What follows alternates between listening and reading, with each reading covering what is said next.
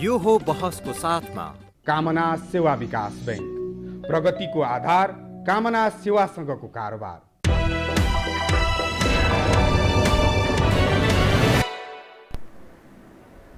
नमस्कार, यो हो बहसमा म यहाँहरूलाई हार्दिक स्वागत गर्दछु। जीवराम भण्डारी। आज यहाँहरू सामुन्ने उपस्थित हुनुहुन्छ डाक्टर शेरबहादुर पुन। उहाँ संक्रामक रोग अनुसन्धानकर्ता हुनुहुन्छ। उहाँसँग आज म यतिखेर विश्व कोरोना भाइरस महामारीको चपेटामा छ। नेपाल पनि यसबाट अछुतो रहन सकेन। हिजोसम्मको पछिल्लो विवरण अनुसार 120 जना नेपाली कोरोना भाइरसको कारण उनीहरूले मृत्युवरणको शिकार हुनु परेको छ।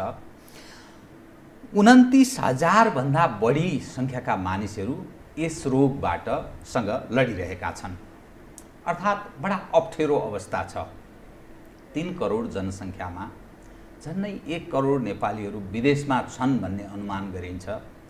देशभित्र 2 करोड नागरिकमा यति ठुलो सङ्ख्यामा सङ्क्रमण भएको छ र यो बढ्ने क्रम निरन्तर जारी छ।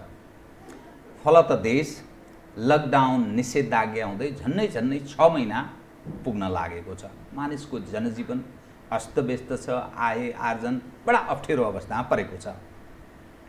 तर यसका बावजुद पनि आम नागरिक सचेत हुनुपर्छ। यो स्वयं आफ्नो स्वास्थ्यका लागि आफू बच्ने, परिवारलाई बचाउने र अरूलाई पनि बचाउनका लागि प्रेरित गर्ने, हर कोही जानकारी राख्ने जिज्ञासुको यो धर्म पनि हो। पछिल्लो समयमा एकपछि अर्को जुन अप्ठ्यारो अवस्था छ, सरकारका केही प्रयासहरू पनि होलान्, तर त्यति पर्याप्त छैन।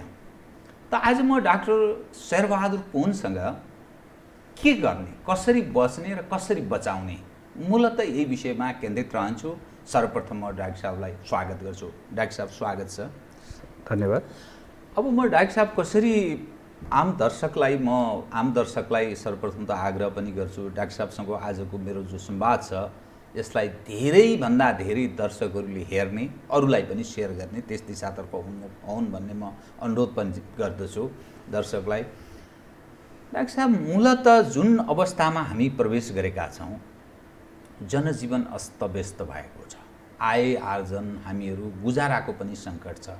सरकारको कति आलोचना गर्ने, एज अ मेरो क्षेत्रमा तपाईँ कतिपय सवालमा तपाईँलाई अप्ठ्यारो हुनसक्छ, म बुझ्दछु।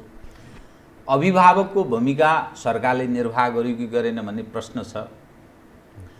यति ठुलो सङ्ख्यामा मानिसहरू पीडामा छन्, तिनीहरूलाई कतिपय सवालहरू सम्बोधन गर्नुपर्ने विषयमा पनि सरकार चुकेको कुरा पनि छ। तर त्यो विषय थाती राख्दै यो सङ्क्रामक जुन रोग छ कोरोना भाइरस, यसबाट हुनबाट बच्ने, कसरी हुनबाट बच्ने, किनभने यो अलिकति समूह स्तरमा फैलिन थालेको, समाज नै अलि छिन्न भिन्न हुन थालेको स्थिति छ।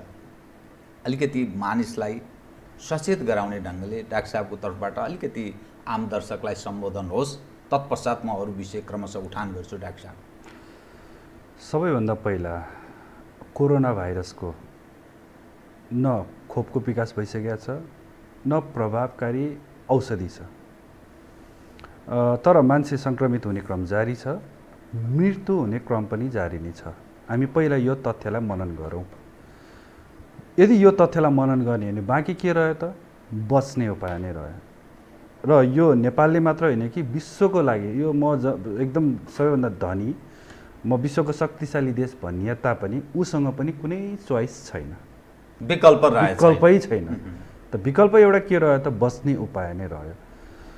हो, अरू विभिन्न कुराहरू आउला, अहिले पछि पनि हामी गर्दा टेस्टिङको कुरा छ, भेन्टिलेटर होइन, आइसियु अस्पताल कुराहरू छ। यो एउटा भइसकेपछि हुने सिनारियोमा आधारित छ। मेरो एउटा भनाइ के छ भन्दा त्यो सिनारीसँग पुग्नै नदिनलाई हामी के त कुनै कोसिस गऱ्यौँ? मेरो प्रश्न त्यहाँबाट सुरु छ। र गएको यो हामीले माघ महिनादेखि जुन पहिलो केस देख्यौँ, तत्पश्चात धेरै पटक अझ म व्यक्तिगत रूपमा त लेखनमा पनि उत्तिकै संलग्न छु र अब मिडियाहरू लगायत अरू विभिन्न कार्यक्रम मार्फत पनि भन्दै आएको छु, बस्ने उपाय हामी एकदम लागू गरौँ, यो उपाय हो र हालसम्म यो जानकारीमा आएको छ भनेर भन्दै गर्दाखेरि चाहिँ कतिसम्म भन्दाखेरि हाम्रो 3 महिनाको लगभग लकडाउनमा पनि यो कुरा खासै प्रभावकारी रूपमा लागू भएको प्रभावकारी हुन सकेन र लकडाउन खोल्दाखेरि पनि हाम्रो विशेष तयारी त थिएन नि र मानिसहरूमा एक प्रकारको मनमा के रह्यो भन्दाखेरि 3 महिना त म कोठामा बन्दाबन्दीमा थिएँ, ओहो होइन क्या अब त कोरोना एकदम कम भएको हो क्या हो अथवा नभएको हो क्या हो भन्ने एक प्रकारको भान चाहिँ भएको मैले पाएँ र जसको कारणले गर्दाखेरि मानिसहरू धेरै खुल्ला रूपमा हिँडेर हाम्रो आवाज जुन थियो त्यो आवाज धेरै हदसम्म दबेको मैले महसुस गरेँ भन्दै पनि र तत्पश्चात मैले धेरै ठाउँहरूमा एउटा लेख पनि लेखेँ कि अबको दिन भनेको साँच्चै नै चुनौतीपूर्ण हुने हो। किन भन्दाखेरि हाम्रो मुख्य एउटा टुलहरूमध्येमा पहिला पत्ता लगाउने, त्यसपछि त्यसको सम्बन्धित उसँग भेटघाट भएको व्यक्तिलाई कन्ट्याक्ट ट्रेसिङ गर्ने अनि त्यसपछि ती व्यक्तिहरूलाई कहाँ राख्ने भन्ने कुराहरू चाहिँ पूर्ण रूपमा अब हामी अप्ठ्यारो अवस्थामा जाँदैछौँ भनेर त्यो बेला पनि भनेको थिएँ र सायद मलाई लाग्छ भने यो अवस्था अहिले आइसकेको छ। त्यसले गर्दाखेरि चाहिँ मैले फेरि पनि भने हामीसँग एउटा तथ्य, हामी मात्र होइन विश्वसँग एउटा के एउटा विकल्प छ भन्दाखेरि बच्ने उपाय तबसम्म जबसम्म हाम्रो खोपको विकास भएर प्रयोगमा नआएसम्म। खोप कहिले प्रारम्भ हुन्छ, कहिलेसम्ममा त्यसको फाइनलाइज हो, अहिलेसम्म कुनै टुङ्गो छैन, त्यस कारण सचेत हुने विषय किन भन्दाखेरि त्यो भए तापनि नेपालसम्म अब हामीले हाम्रो देशको सोच्छौँ नेपालसम्म आइपुग्न कति समय लाग्छ त, अथवा हामीले त्यसको आर्थिक व्यवहार हामीले त्यो सम्हाल्न सक्छौँ कि सक्दैनौँ, अथवा हामीले सपोर्ट गर्न सक्छौँ कि सक्दैनौँ, त्यो पनि अर्को प्रश्न छ। किन भन्दाखेरि नागरिक त खालि धनी मात्र होइन, पक्कै पनि हाम्रो अरू होइन निम्न मध्यम वर्गहरू पनि हुनुहुन्छ, उहाँले त्यो एफोर्ड गर्न सक्नुहुन्छ कि हुँदैन भन्ने प्रश्नहरू पनि छ र खोप आफैमा पहिला त कति प्रभावकारी हुन्छ र त्यो कहिलेसम्म नेपालमा आउँछ त्यो त प्रश्नको ठेलीभित्र छ। त्यो डाक्टर साहब अब यो बच्नका लागि मूलत एउटा सामान्य नागरिकले कस्तो भूमिका निभाउने? साह्रै सहज छ। सुन्यो भने धेरै मान्छेले कहिलेकाहीँ यो त के हो र यो त केही जस्तो लाग्दैन, वास्तवमा त्यही नै हाम्रो गोप्य मन्त्र भन्छु म, त्यही लुक्या छ। व्यक्तिगत दूरी कायम गर्ने एकदम सामान्य छ, यसको लागि पैसा पनि पर्दैन। मास्क लगायो भने सायद मास्कमा केही खर्च होला सक्ला, तर अब यत्रो भयावह मानवीय क्षति हुने अथवा हामी जुन भेन्टिलेटर आइसियूको जुन एउटा परिकल्पना गर्छ करोडौँको कुराहरू होला, त्योभन्दा त्यो त सायद धेरै सस्तो होला।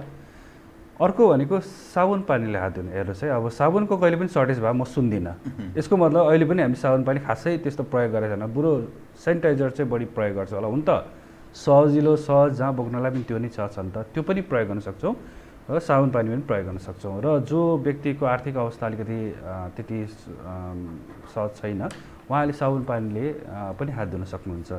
र पछिल्लो समयमा मैले थपेको भनेको चाहिँ एउटा 2 वा 2 भन्दा बढी व्यक्तिहरू बसेका छ र त्यो कोठामा भेन्टिलेसनको चाहिँ एउटा व्यवस्था भइदियो भने अझ राम्रो हुन्छ। किन भन्दाखेरि पछिल्लो समयमा झन्डै 200 भन्दा बढी वैज्ञानिकहरूले एउटा खुला पत्र लेखेको थियो WHO लाई, जसमा चाहिँ कोरोना भाइरस चाहिँ हावाबाट सर्न सक्छ भनेको थियो। त्यो भनेको चाहिँ एउटा कोठामा यदि एसी मात्र छ भने पनि कोही व्यक्तिले खोक्दियो अथवा ठुल्ठुलो सोले करायो भने यदि त्यो मान्छे सङ्क्रमित रहेछ भने त्यो भाइरस चाहिँ घुमेर 2 मिटर त के त्योभन्दा धेरै परसम्म पनि पुग्न सक्छ।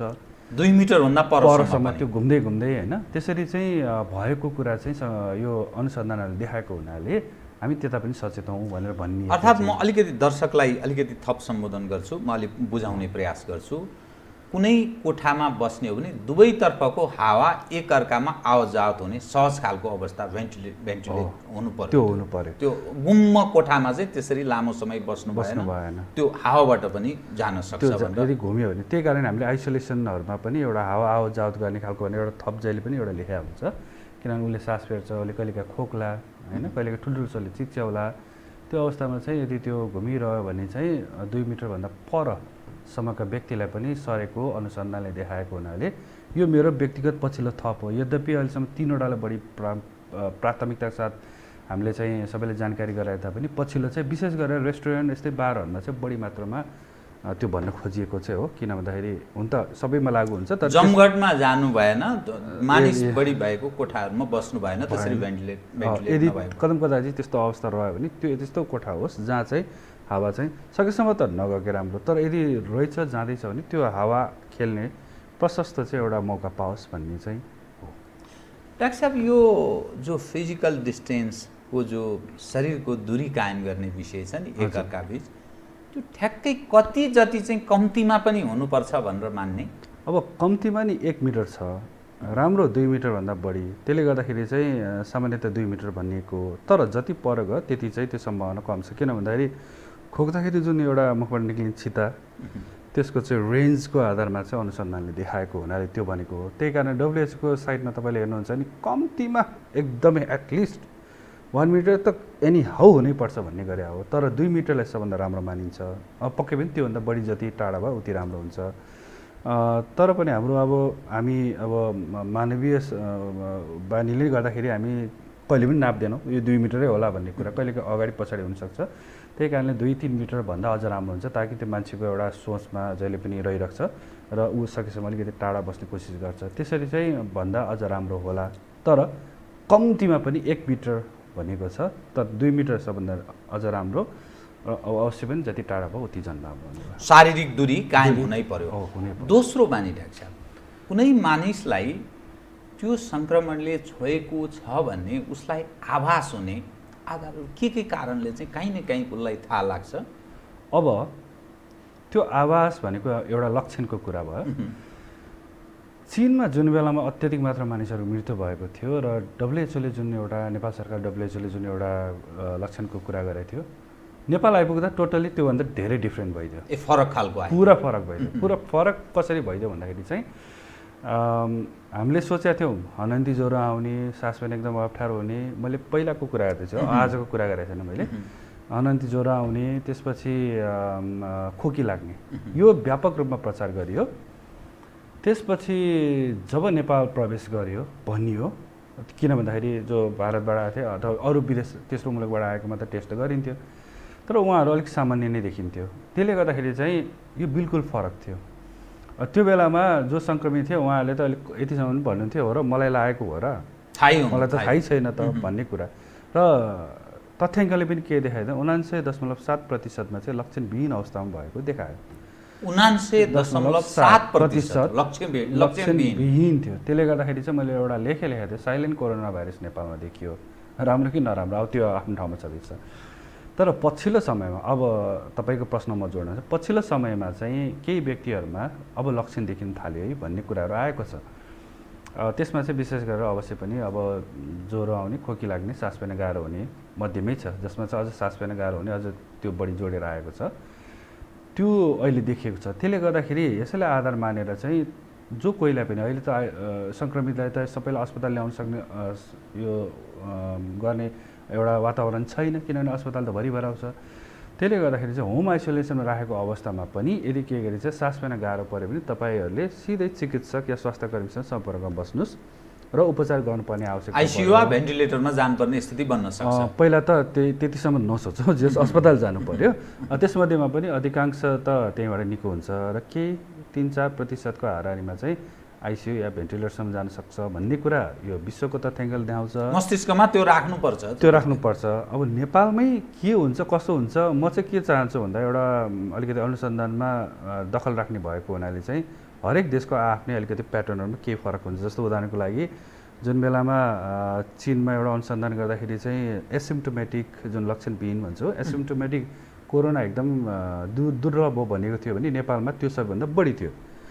भनेपछि हामीले आफ्नो तरिकाले हेर्नुपर्ने हुन्छ। सायद अब नेपालमा कति प्रतिशत आइसियुतिर जाँदैछ या भेन्टिलेटरमा जाँदैछ भन्ने कुरा छोटै भए पनि थोरै तथ्याङ्क भए पनि यो सायद निकाल्दाखेरि अरू डक्टरहरूलाई अथवा सर्वसाधारणको लागि पनि एउटा चासोको विषय होला। त्यो एउटा सम्बन्धित निकालिदियो भने अझ राम्रो हुन्थ्यो, किन भन्दाखेरि कहिलेकाहीँ चाहिँ तलमाथि अलिकति फरक पर्न पनि सक्छ। यद्यपि विश्वको तथ्याङ्कलाई हेर्ने हो भने त अब झन्डै 3-4% हाराहारीमा चाहिँ मृत्यु हुनसक्छ अथवा एकदमै कडा खालको भेन्टिलेटरमा जान सक्छ भन्ने चाहिँ छ। अब यो सङ्क्रमणकै कुरा गर्दा अलिकति फेरि यसैमा म थप्न चाहेँ, कति दिनसम्ममा चाहिँ उसको चाहिँ त्यो सङ्क्रमण कसैलाई फ्याट जस्तो मानिन्छ अहिले कसैलाई भयो, उसको ठ्याक्कै थाहा लाग्ने चाहिँ कति दिनसम्ममा थाहा लाग्छ भन्ने मानिन्छ? अब सामान्यतः चाहिँ 2 देखि 14 दिनभित्र। 2 देखि 14 दिन। त्यसै कारणले नै 14 दिन चाहिँ नाग्दैन होइन, नाक्नु पनि सक्छ सामान्यतया। त्यो एकदम थोरै त्यो नेग्लिजेन्सी हो। अलमोस्ट धेरै जस्तो चाहिँ 14 दिनसम्म हुन्छ। त्यसै कारणले हामीले चाहिँ 14 दिन चाहिँ क्वारेन्टाइनमा राख्ने चलन थियो, याद गर्नु होला। क्वारेन्टाइनमा, त्यो 14 दिन भनेको देखिन सक्ने सिम्पटम देखिन सक्ने सम्भावना, तर एभरेजमा हेर्ने हो भने चाहिँ 5 दिनतिर 5-6 दिनमा देखिन्छ एभरेजमा। धेरैभन्दा धेरै व्यक्तिले चाहिँ सङ्क्रमण भएको 5.2 भन्छ युजली, तर 5-6 दिनै भनिएलाई 5 देखि 6 दिनसम्ममा चाहिँ अधिकांशमा चाहिँ लक्षण देखिने भयो, त्यो समयमा देखिन्छ। त्यसपछि बिस्तारै बिस्तारै थोरै थोरै प्रतिशत पुग्दै हुँदै गएर 14 दिनसम्म जस देखिन्छ भन्ने एक प्रकारको अनुमानित तथ्याङ्क छ, मतलब देखाएकै छ। त्यसको आधारमा चाहिँ अनि तपाईँ जो कोही आए पनि 14 दिन बस्नुहोस् भन्ने कारण त्यो देखाएन भने चाहिँ पक्कै पनि त्यो छैन भनेर हामीले एजम्सन गर्छौँ र उहाँलाई चाहिँ अब दैनिक कार्यमा जानलाई हामीले प्रोत्साहन गर्ने कारण पनि त्यो हो। मानिसको कस्तो शरीर बनावट, कस्तो बनावट हो डाक्टर साहब? जो व्यक्ति कोही सङ्क्रमित भएर ऊ एकदम भेन्टिलेटरमै जानुपर्ने, उसले मृत्युवरण गर्ने स्थिति बन्छ, कसैलाई सङ्क्रमण भए पनि उसलाई केही हुँदैन, उसलाई आभास हुँदैन तर अरूलाई सारिदिन्छ, यो के कारण हो? यो त्यसै कारणले मेडिकल साइन्स भनेको चाहिँ म्याथमेटिक्स जस्तो 2 + 2 4 भन्न सकिँदैन।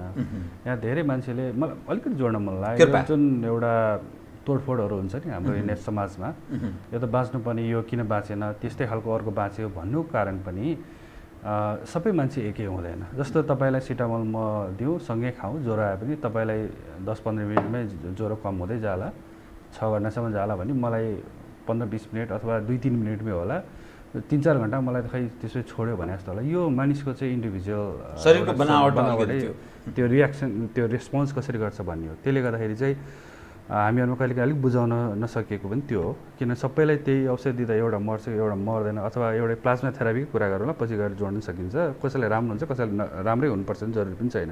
कुनै औषधिले कसैलाई राम्रो गर्छ, कसैलाई गर्दैन भन्ने छ। त्यसले गर्दाखेरि चाहिँ यो विज्ञान जुन छ, स्वास्थ्यको जुन विज्ञान छ, यो एकदमै सहज रूपमा कसैले पनि अनुमान गर्दैन। हामीले चाहिँ के गर्छ, धेरैभन्दा धेरैलाई राम्रो गर्ने, धेरैभन्दा धेरैमा सफल पाएको औषधिहरू यस्तो कुराले ल्याउँछौँ हामीले। अब सिम्पल कुरा, अब एउटा कहिलेकाहीँ एउटै औषधि कोही ए भन्ने मान्छेलाई राम्रो पनि गर्छ, बी भन्ने मान्छेलाई एलर्जी गर्छ, अब के गर्ने, फरक त्यहीँबाट छुट्याइदिन्छ। भनेपछि यसरी चाहिँ इन्डिभिजुअल हुन्छ हरेकको। त्यहाँनिर चाहिँ त्यही कारणले कहिलेकाहीँ हाम्रो अलिकति कुरा नबुझ्दाखेरि यो फ्लेक्सन खाँदाखेरि मान्छे यस्तो भयो, रियाक्सन भएर मऱ्यो अथवा यस्तो भयो भन्ने कुरा यता कता आउँछ, त्यो चाहिँ त्यसै कारणले। त्यही कारणले गर्दा सबैलाई एउटै हुन्छ भन्ने छैन। यसैलाई मध्यनजर गरेर तैपनि एउटा विज्ञानले चाहिँ के चाहिँ छुट्याइदिएछ भन्दाखेरि जो व्यक्ति बढी दीर्घरोगी, अरू रोगहरू पनि छ, जो बढी एकदम कमजोर छ, त्यो भनेको चाहिँ वृद्धको कुरा गर्दैछु म, तिनीहरूमा चाहिँ यो भाइरसले कडा आक्रमण गर्छ भन्ने छ। यद्यपि एकदम इन्ट्रेस्टिङ कुरा के छ भने बालबालिका चाहिँ यसबाट धेरै हदसम्ममा चाहिँ क्षति अथवा उहाँहरूको चाहिँ जीवन मरण गर्नु परेको अवस्था चाहिँ छैन, मृत्यु भएको अवस्था चाहिँ छैन। त्यो एउटा प्रतिरोध क्षमता अलि बालबालिकाको बढी। यो अब यसलाई अलिक तत्काल निरीक्षणमा नजाउँ, तर पनि यो अनुसन्धानकर्ताहरूलाई एउटा चाखलाग्दो विषय हो। अब फ्लू जुन भाइरस उस्तै लक्षण देखाउने, उही तरिकाले सर्ने र बस्ने उपाय नै उही छ। बच्चाहरूलाई, बालबालिकालाई असाध्यै अप्ठ्यारो बनाउँछ त्यसले भने कोरोना भाइरसमा चाहिँ अपवाद छोडेर केही व्यक्ति, केही मानिसहरू होला, तर जुन एउटा सङ्ख्याको आधारमा अथवा तुलनात्मक रूपमा वृद्ध, युवा र बालबालिकाको कम्पेयर गर्ने हो भने बालबालिका चाहिँ एकदम सबैभन्दा कम मानवीय क्षति भएको चाहिँ तथ्याङ्कले देखाउँछ। त्यसले गर्दाखेरि चाहिँ उहाँहरूको बारेमा अनुसन्धान एउटा खुल्ला एउटा किताब बाँकी नै छ भने अहिलेको लागि चाहिँ जुन हाम्रो प्रश्न छ त्यहाँ जोड्दै जाँदाखेरि चाहिँ वृद्ध, कमजोर, अब दीर्घरोगी पनि धेरै हुन्छ त्यो उहाँहरूमा भने युवा नै किन नहोस्, यदि केही गरी उसमा दीर्घ रोग छ भने चाहिँ उसमा मानवीय क्षति भएको प्रशस्त उदाहरण छ। विशेष गरेर चाहिँ नेपालको हकमा मलाई जहाँसम्म लाग्छ तथ्याङ्कले के पनि भन्छ भन्दाखेरि 60% भन्दा बढी प्रतिशतमा चाहिँ उसको उमेर हदसँग मतलब भएन, तर केही न केही मुटुको होला, किडनीको होला, अथवा नसा सम्बन्धी होला, अथवा दम फोक्सो सम्बन्धी भयो,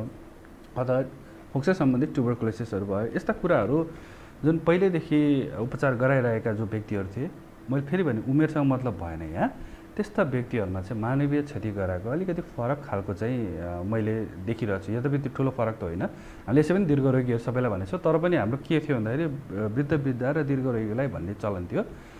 हाम्रोमा सङ्क्रमित वृद्धहरू छन्, तर जो दीर्घरोगी चाहिँ टिपिकली जसमा चाहिँ समस्या छ उहाँहरूलाई चाहिँ अलिक बढी कडा भएको चाहिँ महसुस पनि गरेको छ। लगभग उहाँहरूकै मृत्यु प्रतिशतमा हेऱ्यो भने बढी पनि देखिन्छ। डाक्टर साहब, यसैमा बडा महत्त्वपूर्ण आदरणीय दर्शकबिन डाक्टर साहबले एकदम बुझाउने प्रयास गरिरहनु भएको छ। म आदरणीय दर्शकलाई के पनि अनुरोध गर्छु भने तपाईँहरूले सुन्ने, हेर्ने, बुझ्ने र अरूलाई पनि सेयर गर्ने कृपया म अनुरोध गर्दछु, किनभने यो मानव जातिको यति ठुलो क्षति भइरहेको छ, यसमा हामीले समयमै ख्याल गर्नुपर्छ। डाक्टर साहब, मैले यसैमा फेरि थपेँ, उमेर समूहको तपाईँले बताउनुभयो, लिङ्ग र खानपानसँग यसको के सम्बन्ध छ? खानपानको बारेमा पनि विभिन्न आयुर्वेदाचार्यहरू कुरा गर्छन्, यो खाने यो नखाने यावत कुरा गर्छन्, अनि महिला र पुरुषको पनि कतिपय विषय कुरा गर्छन्। यस विषयलाई कसरी हेर्नुपर्छ? अब यहाँ खानपानको बारेमा धेरै कुरा हुन्छ, पक्कै पनि यसले फरक पार्दैन म भन्दिनँ। किन भन्दाखेरि कतिपय यस्ता खानेकुरा हुन्छन् जुन खानेकुरा चाहिँ पक्कै पनि त्यसलाई मार्छ भनेर त अब त्यो वैज्ञानिक प्रमाणित छैन, तर सुधार उन्मुख हुनलाई अथवा कम क्षति गराउनमा चाहिँ मद्दत भूमिका खेल्छ भन्ने चाहिँ अनुमान गर्न सकिन्छ। जस्तो उदाहरणको लागि भाइरल इन्फेक्सनहरूमा विशेष गरेर हामीले 1 वर्ष अगाडि डेङ्गुको जुन एउटा महाप्रकोप भएको थियो होइन, प्रकोप थियो, महामारी थियो, त्यो बेलामा पनि हामीले के भन्थ्यो भन्दाखेरि झोलिलो अथवा रुगाखोकी, यो पनि त भाइरल हो, त्यहाँ चाहिँ हामीले अलिकति झोलिलो ताकतिलो खानेकुरा खाऊ भन्छौँ। त्यो किन भनेको भन्दाखेरि चाहिँ रोग प्रतिरोधक क्षमता बढाओस् भन्नको लागि नै हो। अब सबैलाई के थाहा छ भन्दाखेरि भाइरसको विशेष मार्ने खालको औषध त हुँदैन, त्यसलाई कम गराउनु त हुन्छ, कम क्षति गराउने खालको हुन्छ। त्यो कारणले गर्दाखेरि खानपानको कहीँ न कहीँ यसको अप्रत्यक्ष रूपमा सम्बन्ध त हुन्छ नि, तर यसरी चाहिँ बुझ्नु भएन कि त्यो खाएर त्यो भाइरस मार्छ भनेर नबुझ्नु होला। यति चाहिँ हाम्रो एउटा सुझाव छ। अप्रत्यक्ष फाइदा गर्छ, किन भन्दाखेरि स्वाभाविकले यदि कोही व्यक्ति एकदम कमजोर छ भने त्यसलाई कुनै पनि रोग, भाइरस त के, ब्याक्टेरिया जसले पनि खतम पार्न सक्छ भने जो व्यक्ति एकदम शारीरिक रूपमा तगडा छ त्यो व्यक्तिलाई क्षति हुने सम्भावना त कम छ। यसमा पनि त्यही लागु हुन्छ भन्ने हो। त्यसले गर्दाखेरि चाहिँ जो कोहीलाई पनि हामीले झोलिलो ताकतिलो चिजहरू खानुहोस्, सुपहरू खानुहोस् भन्ने जुन भन्छौँ, त्यो चाहिँ त्यो जुन एउटा हरेक एउटा शरीरमा बाहिरीय चिज आएर आक्रमण गर्दाखेरि त बचाउने भनेको त शरीर नै लड्ने हो नि त। त्यो कारणले गर्दाखेरि चाहिँ त्यसको फाइदा नहुने होइन, अप्रत्यक्ष फाइदा छ, तर नबुझोस् कि यसरी भन्ने हाम्रो मात्र एउटा प्रयास हो कि त्यो खानेमा त्यो गर्नेमा फेरि भाइरस त पुरालाई मार्दै जान्छ हो। त्यो खालको प्रत्यक्ष सम्बन्ध चाहिँ अनुसन्धानबाट देखिसकेको छैन। त्यसले गर्दा हामीले चाहिँ त्यो खाएर ठिक हुन्छ भन्नुभन्दा पनि त्यसले राम्रो गर्छ है शब्द हेर्नुहोस् होला है, त्यसैमा ढुक्क हुने विषय छैन होइन है, त्यसलाई भर पर नपर्नुहोस्, तर त्यसले फाइदा चाहिँ गर्छ, अवश्य पनि नगर्ने होइन, तर मार्छ। अब यो खाएर चाहिँ म ठिक हुन्छु भन्ने तरिकाले चाहिँ नसोच्नु, त्यसले फेरि अलिक गलत अर्थ जान्छ र झन् त्यसले चाहिँ यसलाई एक प्रकारको फेक सेन्सेसन भनौँ न, अलिकति फल्स सेन्सेसन, सोचाइ अर्कैतिर जाला भन्ने चाहिँ हाम्रो भनाइ हो। तर आफैमा खानेकुरा ताकतिलो खानेकुरा खानु अनि आराम गर्नु, किन शरीरलाई शक्ति चाहिन्छ लड्नको लागि, त्यो त आफैमा राम्रो कुरो चाहिँ हो। बडा सतर्क गर्ने, सचेत गराउने विषय कुरा गर्नुभयो। अनि यो लिङ्गको सवाल पर्ने, अब लिङ्गमा चाहिँ धेरै कुराहरू छ। अब अलिकति पुरुषहरूलाई बढी हो कि भन्ने कुराहरू पनि आएको छ। यसमा चाहिँ विभिन्न अनुसन्धान जारी छ। यसमा अहिले यसको पूर्णता केही प्राप्त छैन। यति चाहिँ सरसर्ती हाम्रो एउटा सामान्य कमन सेन्स चाहिँ के चाहिँ गर्न सकिन्छ भन्दाखेरि अहिले नेपालमा जुन देखेको छ भने धेरैभन्दा धेरै व्यक्तिहरू त अब यो काम गर्ने रोजगारको सिलसिलामा गएकाहरू हुन्छ। अब स्वाभाविकले हाम्रो नेपालीमा महिलाभन्दा पुरुष नै काम गर्न जाने हो होइन, अनि भारतबाट आउनेहरूमा अत्यधिक मात्रामा सङ्क्रमित देखिएर ती व्यक्तिहरूलाई बढी पहिला प्राथमिकता राखेर स्क्रिनिङ गर्ने चलन थियो र त्यो भएको हुनाले त्यो सङ्ख्या त बढेको छ। यद्यपि सायद अरू विश्वमा पनि होला, तर अलिकति विश्लेषण गरेर हेर्दाखेरि चाहिँ अरू बाँकी छँदैछ। प्रारम्भिक विश्लेषण गरेर हेर्दाखेरि चाहिँ पुरुषहरू अलिक बढी मात्रामा सक्रिय जीवन, खास गरी घर बाहिर बढी जाने भएको हुनाले, धेरै व्यक्तिसँग चाहिँ भेटघाट गर्ने भएको हुनाले त्यो सम्भावना हो कि भन्ने खालको चाहिँ देखिन्छ। त्यसरी चाहिँ अनुमान गर्न सक्छ, तर फेरि पनि अनुसन्धान त जारी नै छ। अरू बायोलोजिकली अथवा होइन भित्रै शरीरकै कुनै कारणले हो कि त्यो हेर्न चाहिँ आगामी दिन कुर्नै पर्ने हुन्छ। डाक्टर साहब, यसैमा फेरि योग, प्राणायाम अनि शारीरिक तन्दुरुस्ती अर्थात् एक्सर्साइजहरूको महिमा र महत्त्व र यो सङ्क्रामक रोगसँग लड्नका लागि त्यो क्षमता विकासको विषयसँग जोडेर हेर्दा कसरी हेर्नुपर्छ? साँच्चै यो राम्रो कुरो पनि हो। अब हामीहरू चाहिँ अलिकति उपचारात्मक विधितिर हामी बढी केन्द्रित हुन्छौँ। त्यसले गर्दाखेरि हाम्रो अलिकति बढी विशेषज्ञता पनि यतातिर हुन्छ। तर यो जुन भनिएको छ योग प्राणायाम यिनीहरू भन्ने कुराहरू चाहिँ हाम्रो शरीरलाई यसै पनि मजबुत एकत्रित गर्ने अनि अरूभन्दा पनि जुन एउटा मेन्टली मानसिक रूपमा तयार गर्नमा धेरै मद्दत गर्छ जस्तो लाग्दछ। यदि हामीले सकारात्मक सोच यसले सकारात्मक सोच ल्याउँछ भन्ने कुराहरू चाहिँ मैले पढ्दा त्यो पाउँछु र यदि सकारात्मक सोच छ भने धेरैभन्दा धेरै सङ्क्रामक रोगहरू चाहिँ सकारात्मक सोचको कारणले गर्दाखेरि विजय प्राप्त गरेको हामीसँग धेरै उदाहरण तनावमुक्त हँसमुख एकदम सहज आफ्नो मानसिक रूपले एकदम चुस्त दुरुस्त हो। खालि एउटा सतर्कता अपनाउनुपर्छ, त्यो आफ्नो ठाउँमा छँदैछ। सतर्कता अपनाउँदै सकारात्मक सोच कसैले ल्याउँछ भने मलाई जहाँसम्म लाग्छ उहाँमा सङ्क्रमण भए तापनि ऊ छिटो स्वास्थ्योन्मुख हुन्छ। जस्तो उदाहरणको लागि एउटा कोही बिरामी छ, तपाईँले सधैँ गएर त्यो बिरामीसँग राम्रो कुरा गर्नुहोस्, अब तपाईँ नआत्तिनुहोस्, तपाईँलाई राम्रो हुँदै जान्छ। वास्तवमा यो कोरोना भाइरस पनि त्यसरी हेर्नुपर्छ हामीले र हरेक कुरामा तपाईँले परामर्श चाहिँ एउटा पोजिटिभ तरिकाले दिनुभयो भने हेर्नु होला त्यो व्यक्तिमा परिवर्तन एकदम छिटो आउँछ, मतलब सकारात्मक परिवर्तन छिटो आउँछ। तर कोही व्यक्तिलाई चाहिँ तपाईँ यो त एकदम खतरा हो, यो त अब लाग्ने बित्तिकै मर्छ भन्न त्यो निराश बनायो भने कहाँसम्म पुग्दो रहेछ त आत्महत्यासम्म समेत पुग्दो रहेछ। किन भन्दाखेरि त्यसले चाहिँ समाजमा एक प्रकारको मनोबल असाध्यै गिर्छ अनि त्यसले चाहिँ अब समाजमा त यसै पनि व्याप्त हुने नै भयो।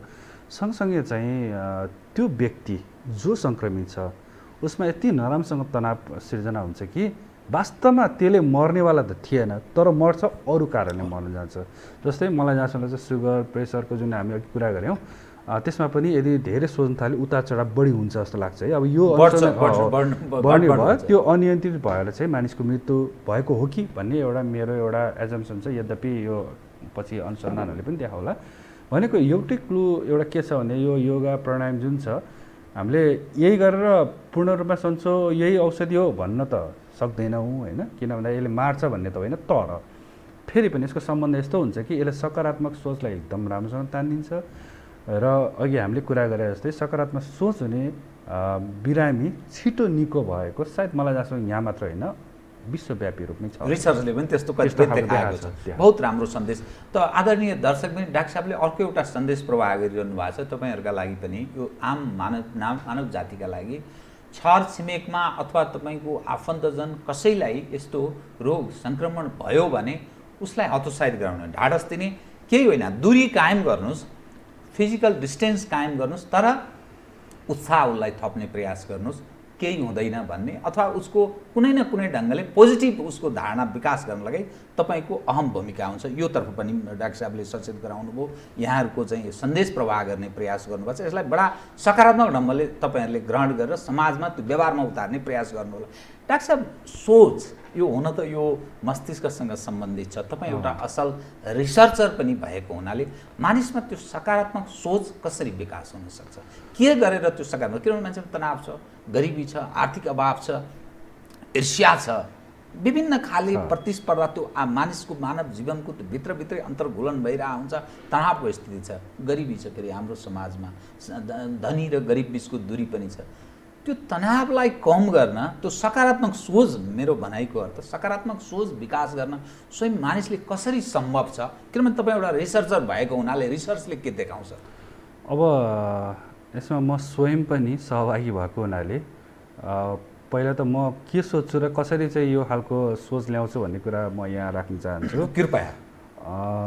विशेष गरी कस्तो हुँदो रहेछ भन्दाखेरि यदि हामीले हरेक पटक नकारात्मक समाचारहरू मात्र सुन्ने, नकारात्मक एक्लै पनि धेरै बस्नु हुँदैन। हाम्रो मानवीय एउटा नेचुरली हाम्रो चाहिँ बानी के हुन्छ भन्दा प्राकृतिक रूपमा एक्लै बस्यो भने राम्रो भन्दा पनि नराम्रो कुरा बढी सोच्ने, नकारात्मक हुने होइन। त्यही कारणले गर्दाखेरि हामी अलिकति व्यस्त हुने, व्यस्त केमा त राम्रो काममा, राम्रो के त त्यसले हरेक दिन आफ्नो ज्ञानलाई थप ऊर्जा दियोस्। अनि हरेक कुराहरू चाहिँ तपाईँले म कहिलेकाहीँ यदि टाइम भयो भने म मोटिभेसनल कुराहरू बढी सुन्न चाहन्छु। किन भन्दाखेरि हरेक कुरामा राम्रो र नराम्रो पक्ष हुन्छ। राम्रो पक्षहरू तपाईँ सोच्दै गयो भने धेरै व्यक्तिहरू सफलतातिर पनि जान्छ भन्ने कुरा पनि छ र सँगसँगै चाहिँ उसमा जुन एउटा डिप्रेसनको जुन समस्या छ त्यो पनि धेरै कम हुन्छ भन्ने छ। यद्यपि म साइकेट्रिक त होइन, तर मैले त्यसरी अनुभव गर्छु र म हरेक पटक हरेकचोटि चाहिँ यदि मैले खोज्ने हो भने पनि हो अब सतर्क त हुनुपर्छ, यो यस्तो हो भन्ने कुरा जानकारी त लिनु त छँदैछ, तर त्यसलाई लिएर त्यसमा बढी घोत्लिने भन्दा पनि हामीले हाम्रो यो जुन एउटा सोच जुन छ त्यसलाई पोजिटिभ भाइब्रेटतिर कसरी लग्ने भन्ने हुन्छ। त्यसमा चाहिँ धेरै कुरा मोटिभेसनल स्पिचहरू तपाईँ सुन्न सक्नुहुन्छ। अनि एउटा ठुल्ठुला जो एउटा जीवनमा एउटा सफलता पाएका जो व्यक्ति छ उनीहरूको कुरा सुन्न सक्छ। हो, असफलता पाएको व्यक्तिहरूको पनि सुन्न सक्नुहुन्छ, तर त्यो के हो भन्दा के हदसम्म हो तपाईँले किन असफलता पायो भनेर सोच्न सक्नुहुन्छ। तर अहिले यो कोरोना भाइरसको उसमा चाहिँ हामीले यदि जोडेर हेर्ने हो भने चाहिँ धेरैभन्दा धेरै चाहिँ भ्रम छ। मैले त कहिलेकाहीँ त धेरैचोटि चाहिँ यो एकदम त्यस्तो ठुलो तरिकाले हामीले भनिरहेछौँ भन्ने कुरा पनि भनेको छु। हो अवश्य यदि केही गरी एकदमै बेवास्तै गऱ्यो वास्तै गरेन होइन यो के होइन भन्ने स्थितिमा गयो भने पनि राम्रो होइन। तर यसलाई अतिरञ्जित गरेर धेरै चाहिँ एकदमै भनौँ न डरलाग्दो तरिकाले देखाउन थाल्यो भने मान्छे आफैमा त्यो एकदम स्खलित भनौँ एकदम डिप्रेसनमा जाने आत्महत्याको जुन एउटा बाटो 3 महिनामा मेरो विचार आत्महत्या गरेर कति मान्छे सङ्ख्या मर्यो यो चाहिँ त्यसको प्रभाव हो जस्तो लाग्दछ। त्यसले गर्दाखेरि सकारात्मक सोचलाई जहिले पनि सोच्नुपर्ने हुन्छ र अब मलाई जहाँसम्म लाग्छ यही कुरा स्वास्थ्य कर्मीहरू पनि लागु हुन्छ। सायद उहाँहरूमा पनि एकदम डर त होला नहुने भने उनीहरू पनि मानिस हो, जसरी अरू सबै सानो हुन्छ त्यसरी नै हुन्छन्। अझ कतिपयले त अझ बढी बुझेको अझ डराएको अवस्था पनि छ। तर त्यसलाई चाहिँ हामीले मैले के पनि भन्ने गरेको छु भन्दाखेरि कुनै पनि लडाइँ लड्नै पर्ने हो भने डराएर किन लड्ने, अलिकति सतर्क अलिकति दिमाग लडाएर अलिकति पोजिटिभ थिङ्किङहरू लिएर आखिर लड्नै पर्छ भने त हामी त्यसरी लडौँ न, ताकि युद्ध जित्ने सम्भावना वात्तै बढेर जान्छ। तर पहिले नै ओहो मसँग आउने शत्रु अति खतरनाक छ त्यसले त यस्तो गर्छ उस्तो गर्छ भन्यो भने त सुरुमै लडाइँ हारे बराबर भयो, त्यो लड्नुको कुनै उद्देश्य मतलब केही मतलब भएन। त्यो कारणले गर्दाखेरि चाहिँ हामी जुन आउँदै गरेको हाम्रो लागि शत्रु भनेको अहिले कोरोना भाइरस हो, विश्वव्यापीको लागि र हाम्रो लागि पनि। यदि त्यस्तो हो भने त्योसँग तर्सेर डराएर लड्ने होइन कि त्योसँग चाहिँ हिम्मत लिएर सकारात्मक रूपमा त्यो बारेमा एकदम जानकारी लिएर र एक अर्कामा चाहिँ हामीले जित्न सक्छौँ, हामीले यसको उपाय पनि निकालेछौँ, हामीले यो गऱ्यो भने यसलाई होइन यो माथि चाहिँ विजय प्राप्त गर्न सक्छौँ भनेर अगाडि त्यो पनि एकसाथ सबैजना मिलेर गर्न सक्यो भने चाहिँ मलाई जहाँसम्म लाग्छ हामीले धेरै हदसम्म सफलता पाउँछ भन्ने छ। र एउटा कुरा के याद गर्नु पऱ्यो भन्दा संसारमा चाहिँ झन्डै 214-15 देशमा पुगिसकेको यो कोरोना भाइरस।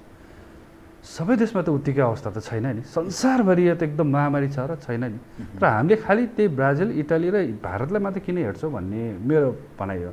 हामी हेरौँ न भियतनामतिर हेरौँ, हो सङ्क्रमितको सङ्ख्या होला केही समयपछि बढ्ला पनि, तर जुन तरिकाले नियन्त्रित अवस्थामा छन् त्यति त हामी गर्न सक्छौँ। जापानमा पनि छँदै छैन त म भन्दिनँ, तर उनीहरूको एउटा जुन तरिकाले एउटा पोजिटिभ भाइब्रेन्टका साथ काम गरिरहेको होला होइन। मलाई थाहा छ त्यहाँको मान्छेहरूले सरकारले चाहिँ यो गर्नु भन्यो भने त्यहाँको नागरिकहरू चाहिँ यति जस तुलनात्मक रूपमा यति अनुसरण गर्छ कि सबै कुराहरू त्यो पनि एउटा राम्रो प्रभाव हो जस्तो लाग्छ। ताइवानको कुराहरू छ होइन, जहाँ चाहिँ अहिले पनि त्यो समस्या त्यस्तो छैन। न्युजिल्यान्डमा खैर अब देखिएला 1-2वटा फाटाफुटा, तर त्यहाँ त सबैको एउटा सकारात्मक सोच अनुसार सबै मिलेर नै गरे हो। त्यो खालको चाहिँ हामीले पनि गर्न सक्छौँ र लडाइँ निश्चित हुन्छ, तर निश्चित चाहिँ हामी आत्मबल लिएर लडौँ र जसले आत्मबल लिएर एकदम त्यो गर्न सक्छ होइन लड्न सक्छ विजय उसैको हुन्छ भन्ने कुरा साँच्चैकै युद्धहरूले पनि देखाएको छ। तर हाम्रो यो जुन अदृश्य जुन शक्ति छ त्योसँग लड्नको लागि पनि हामीसँग चाहिँ त्यो खालको एउटा आत्मबल चाहिँ विकास गर्नै पर्ने मैले चाहिँ देख्दछु। हामी यसरी चाहिँ नहारौँ कि डरलाग्दो डराएर कातर भनेर आखिर आउँछ यो त म के गर्न सक्दैन भनेर बस्नुभन्दा पनि हामीले हाम्रो तर्फबाट जुन बच्ने उपाय छ त्यसलाई एकदम राम्रो हतियारको रूपमा लिएको छु। जबसम्म अब भ्याक्सिन नै आउँदैन होइन, त्यो त कुर्नै पर्छ। त्यतिन्जेलसम्म हामीसँग भएको विकल्प भनेको सबैभन्दा जनस्वास्थ्यको जुन मापदण्ड छ त्यसलाई हेर्ने पढ्ने सुन्ने मात्र होइन, यो त धेरै भइसक्यो हाम्रो यो गर्न थालेको, त्यसलाई हामीले व्यवहारमा पनि लागू गर्नु पर्यो। त्यो गर्न सक्यो भने अवश्य पनि हामीले यो लडाइँ जित्न सक्छौँ भन्ने चाहिँ मेरो मनको एउटा विश्वास हो। अवश्य पनि अरूहरूको पनि आफ्नै पाटोहरू होला, त्यो त निरन्तर उहाँहरूले पनि गर्नुपर्छ जस्तो लाग्छ। भनेको मतलब सम्बन्धित निकायहरूको पनि आफ्नै होला, तर त्यो चाहिँ अब उहाँहरूले आफ्नो समयमै गरिदिँदा राम्रो छ। तर हाम्रो पाटो अझ ठुलो छ जस्तो लाग्छ, त्यो पनि यो समयमा। डाक्टर साहब, म अलिक फरक ढङ्गले अब प्रस्तुत भएँ है। हजुर। अहिलेसम्मको पछिल्लो तथ्याङ्कले के देखाउँछ भने, म तथ्याङ्कसहित डाक्टर साहबसँग प्रस्तुत भएँ, 120 जनाको हिजोसम्म मृत्यु भएको छ, 29,938 जना सङ्क्रमित छन्। आइसियु बेड हाम्रो बडा अप्ठ्यारो अवस्थामा छ, खास छैन भन्ने भने चाहिँ एकदम थोरै सङ्ख्यामा छ। भेन्टिलेटरको स्थिति त्यस्तै छ। एज अ सरकार अभिभावकको रूपमा कहाँ छ भन्ने अवस्था छ। सरकारी अस्पताल एउटा अवस्थाबाट गुज्रेका छन्, त्यहाँ धेरै ठुलो प्रेसर पनि छ। निजी क्षेत्रका अस्पतालहरू यस सवालमा त्यति सहयोगी भूमिका, चिकित्सक स्वयंले पनि सहयोगी भूमिका निर्वाह गर्न सकेन भने मलाई डाक्टर सुन्दरमणि दीक्षित, मैले कोर्ट उहाँलाई उल्लेख पनि गरेँ, एकजना ठुलो धनी सम्पन्न व्यक्ति, उनी सङ्क्रमित भए, उनले सारा अस्पताल चाहे तर उनलाई राख्न प्रायः अस्पतालहरू तयार भएन। यस्तो स्थिति रहेछ। कारुणिक दृश्य मैले बेहोरेँ, देखेँ, उहाँले भन्दै हुनुहुन्थ्यो। त यो निजी क्षेत्रको अस्पताल, सरकारको यो प्रयत्न, तर त्यसमा निष्फल जस्तो देखिन्छ। यो जुन ढङ्गले अहिले निषेधाज्ञा, लकडाउन, निरन्तर यो 6 महिना भइसक्यो, खोप कहिले विकास हुने, अरू मानिस कहिले सचेत हुने, निषेधाज्ञा छ, निषेधाज्ञा कस्तो हुँदो रहेछ भनेर जुलुसका जुलुस मान्छे हेर्न हिँडेका छन्। यति अयोग्य मानिसहरू, यति हदसम्म पनि मानिस चाहिँ त्यस्तो पनि हुँदो रहेछन्। त हाम्रै समाजमा, म अहिले सुरु तपाईँ पनि गाडी चलाउनु भने गाडी चलाएँ, मान्छे सारा हिँडिरहेछन्, निषेधाज्ञा छ, बाबा कमसेकम यति त सहयोग गर, त्यो पनि चेत छैन। त यस्तो अवस्थामा नि डाक्टर साहब, यो जुन स्थिति छ, यो चाहिँ के समुदाय स्तरमा फैलिन थालेको हो र यस्तै लकडाउन या निषेधाज्ञा नै विकल्प हो कि अरू पनि केही विकल्पहरू तय गर्न सक्छौँ? यो जुन निषेधाज्ञा अथवा जुन लकडाउन छ, यो एउटा टुल मात्र रूपमा लिनुपर्छ हामीले। यो पर्मानेन्ट सल्युसन होइन, अथवा यो सधैँभरिको लागि चाहिँ यो स्थायी यसबाट प्राप्त केही समाधान होइन, हामीले बुझ्न जरुरी छ। हो, अवश्य पनि अनकन्ट्रोल हुन्छ, अनियन्त्रित रूपमा गयो भने चाहिँ एउटा केही राहत समय पाउनलाई चाहिँ यसले केही हदसम्म केही समय, तर त्यो बिचमा अब म एउटा 3 महिनाको एउटा कुरा गर्छु। त्यो 3 महिनामा हामीले जुन एउटा मौका थियो, त्यो बेला एकदम शान्त थियो। त्यो बेलामा चाहिँ जुन एउटा सम्बन्धित शङ्कास्पद अथवा सङ्क्रमित व्यक्तिहरू पत्ता लगाउने, कन्ट्याक्ट ट्रेसिङ गर्ने र त्यसलाई सेक्योर गर्ने, पत्ता लगाउने, कन्ट्याक्ट ट्रेसिङ गरेर सेक्योर गर्ने जुन एउटा टुल थियो, त्यो टुललाई चाहिँ भरपुर रूपमा अलिकति प्रयोग गर्नबाट कतै न कतै एउटा वञ्चित भयो। र यदि गरेको थियो भने पनि मानिसको जुन आवाज जाव थियो अन्तर जिल्ला अथवा त्यसपछि चाहिँ अन्तर्देशीय, खास गरी विशेष गरी भारतको कुरा गर्दैछु मैले, त्यहाँ मानिसको आवाज जाव चाहिँ रहि नै रह्यो। भनेपछि चाहिँ तपाईँले यो ए भन्ने एरिया क्लियर त गर्नुभयो, तर यताबाट आउने तपाईँ 3 महिना लगाएर क्लियर त गर्नुभयो, तर यताबाट आउने व्यक्ति कतै न कतैबाट त्यो सरकार चुक्यो यस सवालमा। किन कन्ट्र्याक्ट ट्रेसिङ त्यो ढङ्गले राम्ररी गर्न सकेन, परीक्षणको दायरा पनि त्यो ढङ्गले बढाउन सकेन। अब हजुर, त्यो यदि केही गरी गरेको थियो भने पनि एउटा यो कस्तो हुन्छ भने, यो लकडाउन र निषेधाज्ञा यो जुन गरिन्छ नि, यो सँगसँगै चाहिँ हामीले केही महत्त्वपूर्ण कार्यहरू गर्नुपर्ने हुन्छ। त्यो भनेको चाहिँ कहाँ कति छन् र कता छन् र कसरी हामी जाने, यो 3-4वटा प्रश्नको सवाल चाहिँ हामीले दिन सक्यो भने एउटा राम्रो हुन्छ। खैर, यो पनि क्लियर गरेर गयो भने पहिलो कुरा त त्यो योजना चाहिन्छ। अब खालि बढ्दै गयो, त्यसलाई एक हान्यो, त्यसपछि लकडाउन गऱ्यो, अब एकछिन चुपचाप हुन्छ। अब फेरि अब त्यहाँ त अब रोग भन्दा नि भोगले मर्ने सम्भावना छ, फेरि खोल्यो, फेरि के गर्छ त हामी फेरि उही तरिकाले निक्लिने होइन। हामीमा केही गरी चाहिँ मैले अघि भने पढ्ने, लेख्ने, सुन्ने मात्र होइन, व्यवहारमा जबसम्म लागू गर्दैनौँ, तपाईँले 6 महिनादेखि 1 वर्ष लकडाउन गरिदिनुहोस् न, त्यसको उपयोगिता के त भनेपछि यो सुध्रिने, यो अनुशासित हुने कतातिर आउँछ भन्दा हाम्रोतिर आउँछ। हो, त्यो बेलामा चाहिँ लकडाउन या केही निषेधाज्ञा गरेछ भने त्यसको फाइदा पनि लिउँ के, मैले भनाइ चाहिँ त्यो छ। त्यो कसरी फाइदा लियो भने त्यही बेलामा चाहिँ फटाफट कहाँ के कस्तो छ, कुन अवस्थामा छ, हामीलाई कति चिकित्सक चाहिने, हामीले के थप्नु पर्ने, त्यो गर्न चाहिँ भुल्यो भने हामीले 3 महिना अगाडिको लकडाउन पछि जे अवस्था आउँछ फेरि त्यही अवस्था दोहोरिने सम्भावना मैले निरन्तर रहिरहने रहिरहेको छ। अब यसले के गर्छ त, देशलाई नै बेफाइदा हुन्छ, गरी खानेलाई गाह्रो होला, यो त आफ्नो पाटो छ नि त फेरि त्यहाँ। त्यो चाहिँ त्यो खालको योजना तुरुन्त हामीले गर्न सकेर छिटो गर्न सके। अब फेरि त्यसैमा फेरि आफ्नो जिम्मेवारी सकिँदैन। मैले भने त्यो ए भन्ने एरिया तपाईँले पुरा क्लियर गरेर कोरोना मुक्त बनाइदिए पनि यताबाट आउने चाहिँ कुनै न कुनै कारणले फेरि यहीँ आइपुग्यो भने त्यो फेरि पानी चाहिँ बालुवामा हाले बराबर हुन्छ। तत्पश्चात पनि हामीले एकदम स्ट्रिक्टली आँखा लगाउनु पर्ने हुन्छ, कसलाई आउनु दिने कसलाई आउनु नदिने, अथवा त्यो स्क्रिनिङ गरेर परीक्षण गरेर राख्ने नराख्ने भन्ने कुरा त्यसपछि पनि आँखा लगाउनु पर्ने हुन्छ। यदि त्यो गऱ्यो भने अब लकडाउन गर्नुहोस् या जे गर्नुहोस्, कर्फ्यू गर्नुहोस्, जे गर्नुहोस्, त्यसको फाइदा केही होला र हामीले धैर्य गरेको मूल्यको त्यसको चाहिँ पायौँ, रिवार्ड्स पायौँ भन्ने सोच्नु होला। तर केही गरे चाहिँ 3 महिना त के, मैले फेरि वर्षौँ दिन लकडाउन गरे पनि केही भएन भने तपाईँ हामीले जुन एउटा एकदम धैर्यताको साथ जुन हामी बसेको हुन्छ, सायद त्यसमा कतिपय नगर्ला तर अधिकांशले त बसेका हुन्छ। त्यस्तो अवस्थामा चाहिँ उसले जुन दुःख पाएको, जुन एउटा धैर्य धारण गरे, त्यसको चाहिँ फल पाएन भन्ने सोचिनुहोस्। त्यो चाहिँ 3 महिनापछि देखेको अवस्था पनि त्यही हो। तपाईँ हामी त धेरै एकदम आत्तिकै अवस्था थियो, कतिपय त भोगले मरेको थियो। तर 3 महिनापछि खोल्ने बित्तिकै के भयो त, फेरि सबै कुराहरू खोलेर मान्छेहरू जताभावी हिँड्ने त्यो हिँड्ने नियम पालन गरेन, कतै पाएन। त्यसपछि फेरि दुःख पाइयो। अब फेरि यस्तो अनियन्त्रित भएर गयो कि अब अरू अहिले तत्कालको लागि के गर्ने भएपछि ठ्याक्कै फेरि बन्द गर्ने एउटा अवस्थामा पुग्यो।